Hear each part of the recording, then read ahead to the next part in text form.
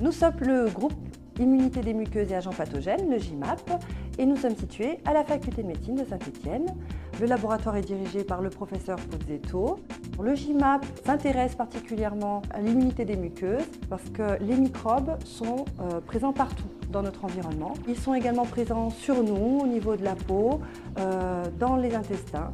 Heureusement, nous avons un ensemble de cellules dans le sang qui sont les globules blancs et qui constituent une armée qu'on appelle le système immunitaire et qui est chargé de défendre notre organisme contre ces agressions. Quand il s'agit de la peau, on a une barrière protectrice qui la rend relativement étanche, mais au niveau des muqueuses, nous n'avons pas cette barrière protectrice et donc au laboratoire, nous nous sommes spécialisés dans l'étude de ces globules blancs du système immunitaire et de leur rôle contre ces microbes agressifs au niveau des muqueuses.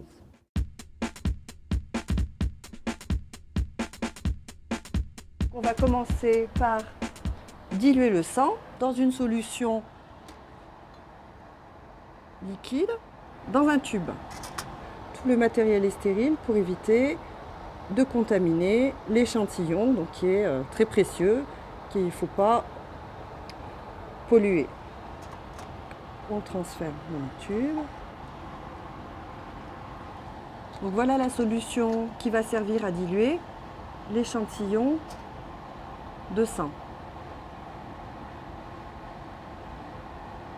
Donc, comme le sang est épais, on ne peut pas travailler avec du sang non dilué. Donc il faut le diluer au préalable. Cette solution a pour caractéristique de pouvoir faire la séparation des globules en fonction de leur poids. C'est-à-dire qu'on va déposer le sang au-dessus de cette solution, le sang dilué, et les globules rouges étant plus lourds que les globules blancs, ils vont se déposer au fond du tube. Les globules blancs sont plus légers, ils vont rester à la surface de ce liquide. On penche bien le tube pour que l'écoulement soit doux et on rejette très doucement le sang pour qu'il vienne se déposer à la surface du liquide, mais ne se mélange pas. Et donc là, on obtient le liquide qui va servir à séparer les globules blancs des globules rouges et le sang dilué à sa surface. Et petit à petit, les globules rouges vont se déposer dans le fond du tube. Mais c'est un phénomène qui est assez long.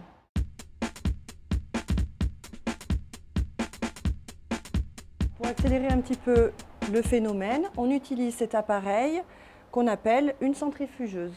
On fait tourner les tubes suffisamment vite pour que les cellules tombent au fond du tube. Quand la demi-heure s'est écoulée, on récupère les tubes et on s'aperçoit qu'ils n'ont plus du tout le même aspect. Les globules rouges sont bien tombés au fond du tube et les globules blancs forment un petit nuage blanc au-dessus du liquide qu'on a placé tout à l'heure, ici. Une fois qu'on aura vérifié que ces globules blancs sont en bon état, il s'agira de les étudier, donc d'étudier les différents types de globules blancs, parce qu'il y en a plusieurs sortes, d'étudier leur caractère, par exemple les protéines qu'ils expriment à leur surface, à la surface des cellules ou à l'intérieur des cellules, et aussi bien sûr d'étudier leur ADN. Donc, pour cela, on récupère les cellules et puis ensuite on peut faire tout un tas de choses sur ces globules blancs. On prélève un tout petit volume qui correspond en gros à une goutte de cellules qu'on place sur une lame et on va regarder ça au microscope.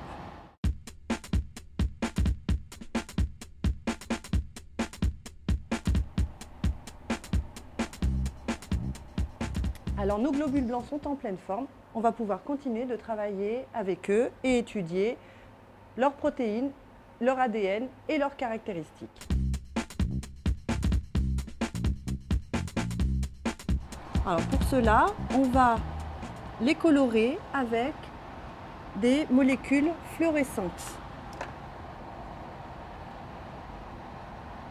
On travaille sur de très petites quantités, quelques gouttes de molécules fluorescentes et quelques gouttes de cellules dans ce petit tube.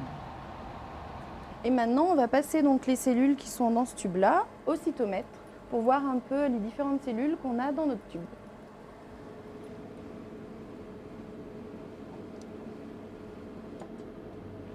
Hop là. Et cet appareil donc, est muni d'un laser. Sandrine a placé le tube avec les cellules dans cette partie de l'appareil.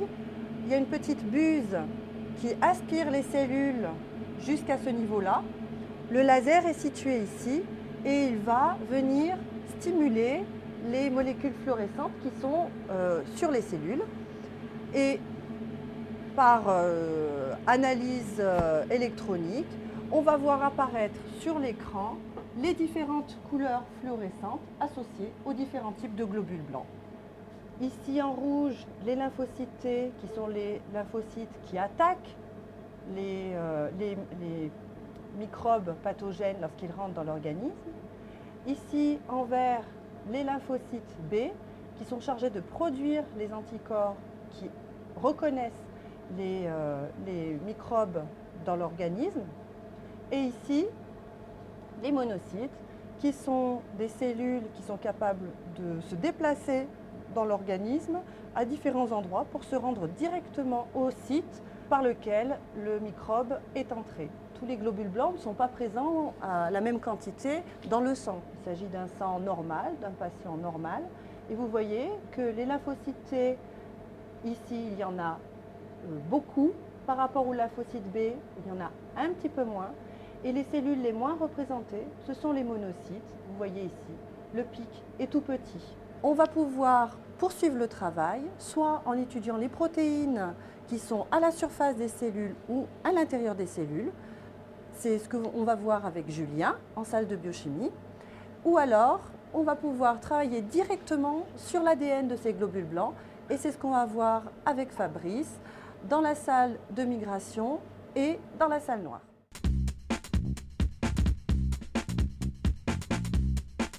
Pour identifier les cellules, on va extraire l'ADN et on va le faire migrer sur une technique de gel, comme je vais vous montrer maintenant. On a mélangé l'ADN avec un colorant bleu que l'on va déposer dans le gel de migration et qu'on va pouvoir visualiser au cours de la migration.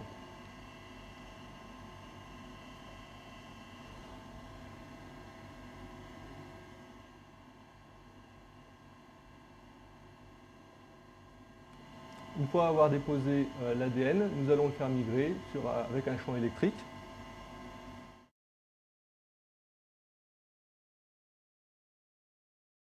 Après 30 minutes de migration, je récupère le gel et je vais le révéler en chambre noire avec des ultraviolets.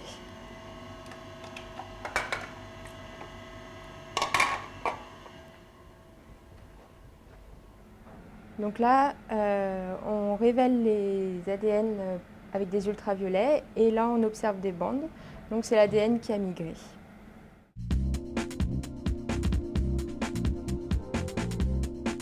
Une des applications du traitement cellulaire, c'est de regarder la présence de protéines dans nos échantillons, dans cet appareil-là. Et on va les détecter grâce à ça sur des gels. Donc là on peut voir des protéines qu'on détecte par ces bandes jaunes, qu'on va comparer avec le témoin qu'on a là, donc avec des bandes noires. Grâce à ça, on va pouvoir retrouver le poids et la taille de nos protéines. Les résultats issus de nos travaux sont des résultats fondamentaux qui expliquent les mécanismes mis en jeu lors de la défense de l'organisme contre ces attaques microbiennes au niveau des muqueuses. Nous présentons ces résultats dans des conférences nationales et internationales, mais nous souhaitons aussi que nos travaux aboutissent à des applications concrètes, peut-être des vaccins contre certains microbes pathogènes et des molécules chargées de détruire ces microbes avant même qu'ils ne pénètrent dans notre organisme au travers des muqueuses.